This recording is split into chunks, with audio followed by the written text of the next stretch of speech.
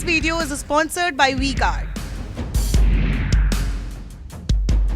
के मुख्यमंत्री भूपेश बघेल कह रहे हैं कि जो 57 है वो उलट जाएगा, 75 हो जाएगा। तेलंगाना क्या कह रहा है? News 24 today Chanakya state analysis के मुताबिक 36% लोगों ने पार्टी और उम्मीदवार का नाम देखकर वोटिंग की, 15% लोगों ने विकास के मुद्दे पर, 34% ने भ्रष्टाचार, 8% लोग ऐसे रहे जिन्होंने लोकल इश्यूज, स्थानीय मुद्दों पर वोटिंग की है और 3% लोग कुछ और सोचकर अपना वोट कास्ट करके आए हैं। ये तेलंगाना का आपके सामने पूरा डेटा और कौन कौन सी जाति किस पार्टी के पास जाती हुई नजर आई, ये भी अब आपके सामने रख रही हूं। तेलंगाना में बीजेपी अगड़ी जातियों ने 20% अगड़ी जातियों ने भरोसा भारतीय जनता पार्टी पर जताया। SC schedule caste 8%, ST schedule tribe 9%, मुस्लिम 3% मात्र भारतीय जनता पार्टी के पास गई हैं और ओबीसी 18%। कांग्रेस के पास तेलंगाना में ओबीसी गया है 37%। हालांकि पिछले जो राज्य हम दिखा रहे थे, छत्तीसगढ़ और मध्य प्रदेश, वहां पर ओबीसी बीजेपी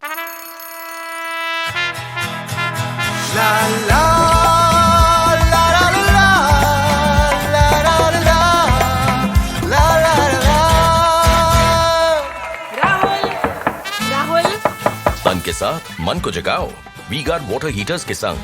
वी-गार्ड के पास ज्यादा गई, लेकिन यहां पर तेलंगाना में दक्षिण भारत में ओबीसी ने कांग्रेस का दामन थामा। मुस्लिम 43% कांग्रेस के पास गए हैं, एसटी भी 44% और 49% एससी और अगड़ी जातियों ने 36% साथ दिया है कांग्रेस का। बीआरएस को देख लेते हैं, जो कि टॉप कंटेंडर के तौर पर तेलंगाना में नजर आ रही थी। अगड़ी जातियों ने 33%, कांग्रेस से कम, एससी 35%, कांग्रेस से कम, एसटी 36%, यहां भी कांग्रेस से कम, मुस्लिम 42%, कांग्रेस से कम और ओबीसी 34%। ये ओबीसी भी बीआरएस को छोड़कर कांग्रेस की तरफ शिफ्ट हुए हैं। तेलंगाना एक बड़ा चमत्कार इस बार फिर दिखा सकता है, क्योंकि 10 साल से केसीआर तेलंगाना की गद्दी पर काबिज हैं। 2014 से जब से तेलंगाना राज्य का गठन हुआ और ये कहा जा रहा था कि क्षेत्रीय पार्टी केसीआर की पार्टी बीआरएस भारत राष्ट्र समिति, उसका मुकाबला पिछले 10 सालों में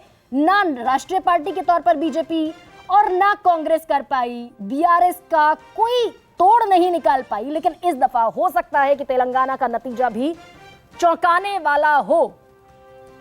तो ओबीसी भी कांग्रेस की तरफ ज्यादा, मुस्लिम भी कांग्रेस की तरफ ज्यादा। ऐसे में मेरे साथ विष्णु त्रिपाठी भी हैं। विष्णु त्रिपाठी, अब मध्य प्रदेश के बाद क्या तेलंगाना भी एक और चौंकाने वाला नतीजा देने जा रहा है?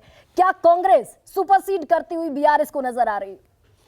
एक तो तेलंगाना के अगर ऐसे ही नतीजे आते हैं जैसे एग्जिट पोल के आंकड़े बता रहे हैं, तो मुझे लगता है इसके लिए चौंकाने वाला नहीं कहा जाना चाहिए, क्योंकि 10 वर्ष से केसीआर या बीआरएस की जो सरकार थी, तो उन्होंने यद्यपि स्थानीय स्तर पर बहुत कोशिश की और मुझे ऐसा लगता है कि व्यक्तिगत तौर पर इस कार्यकाल के शुरुआती दौर में 2-2.5 साल वो थोड़ा सा बीआरएस जो है, वो उनके जो नेता थे केसीआर, वो कन्फ्यूजन की स्थिति में रहे।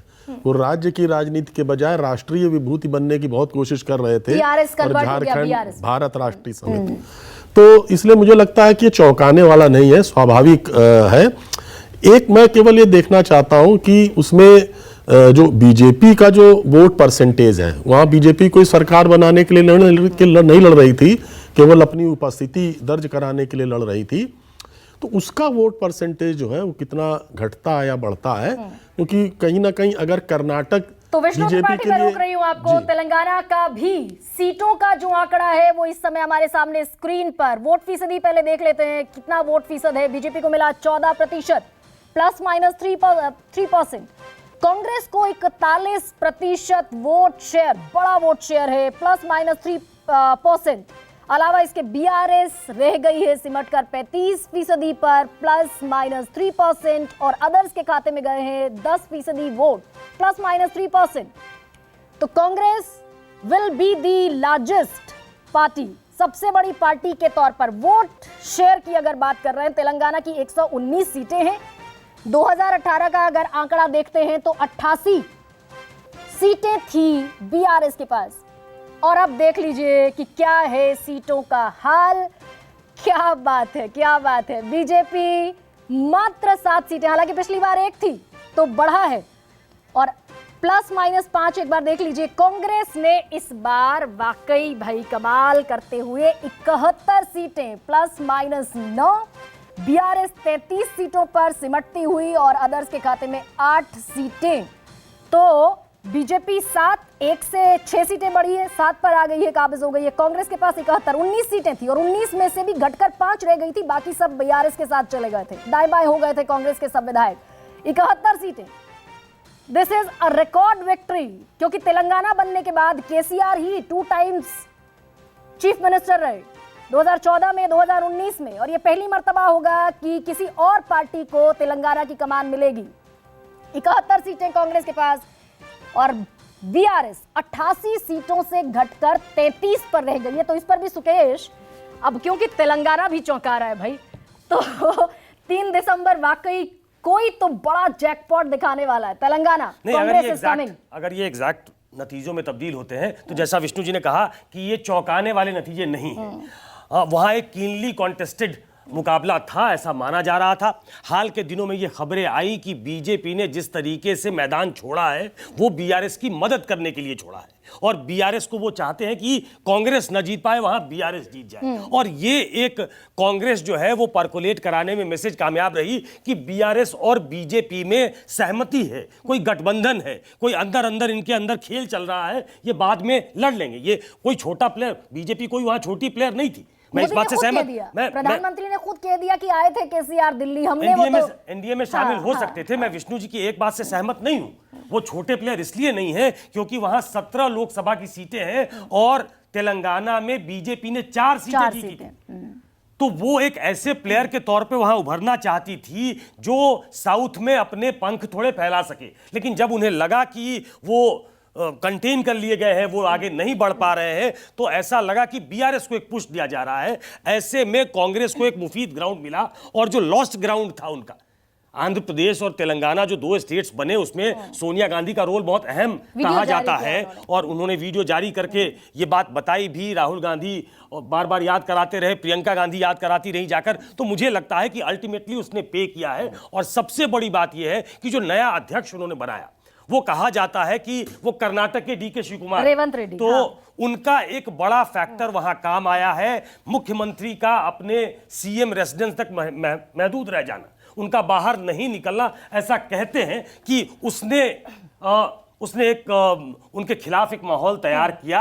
हालांकि वो इतने अनपॉपुलर नहीं है जो इन नंबर्स में शो किया जा रहा है। लेकिन सुकेश, एक और बात है कि पर कैपिटा इनकम में अगर तेलंगाना को देखें तो तेलंगाना बाकी नॉर्थ स्टेट्स के मुकाबले फार बेटर नजर आता है, एक रिच स्टेट के तौर पर भी, पर कैपिटा इनकम के तौर पर भी। तो क्या लैकिंग रहा केसीआर के लिए? पॉपुलर फेस भी वो रहे, पूरे इलेक्शन कैंपेन के दौरान हमने देखा कि कोई ऐसी फटीग नहीं नजर आई, कोई ऐसा एंटी इनकम्बेंसी जैसा फैक्टर दिखा नहीं। वो तो 5 साल के बाद वो और बेहतर होकर आए थे। लेकिन विनोद जी बार बार कहते हैं एक नया वर्ग जो हमारे यहाँ पैदा हुआ, वो एस्पिरेशनल क्लास जो है, वो उसको कुछ और चाहिए। और हम जब तेलंगाना को यहां से देखते हैं तो हमें हैदराबाद नजर आता है। हम वो गांव के इलाके, सुदूर जो दक्षिण है उस तरफ नहीं जाते, और शायद हमारी अंडरस्टैंडिंग वहां की उतनी नहीं होती ग्राउंड की जो होनी चाहिए। तो शायद वहां कोई ना कोई दिक्कत थी जिसको कांग्रेस ने अपने पक्ष में भुनाया। जो उनका वो मतलब बेस वोट था, उसमें भी कांग्रेस ने अपना इनरोड बनाया है, जो एक जमाने में जब जिंदा थे हैदराबाद के सीएम जगमोहन रेड्डी के फादर, तो जिस तरीके से उन्होंने मैनेज किया था और उस जमाने में जो उनका प्रभाव था, उसको दोबारा मुझे लगता है कि ये तेलंगाना की जीत जो है वो वापस ला पाएगी। ये बहुत बड़ा संजीवनी मुझे कांग्रेस के लिए, कांग्रेस के लिए होगा। और मैं बार बार कहता हूं कि ये वेट स्टेट है, ये वेट स्टेट है, यहाँ से रिसोर्सेज बहुत आते हैं, तो वो कांग्रेस को और संबल देगा। विनोद जी, क्या ये भारत जोड़ो यात्रा का इंपैक्ट भी जैसे कर्नाटक में? This video is sponsored by V guard.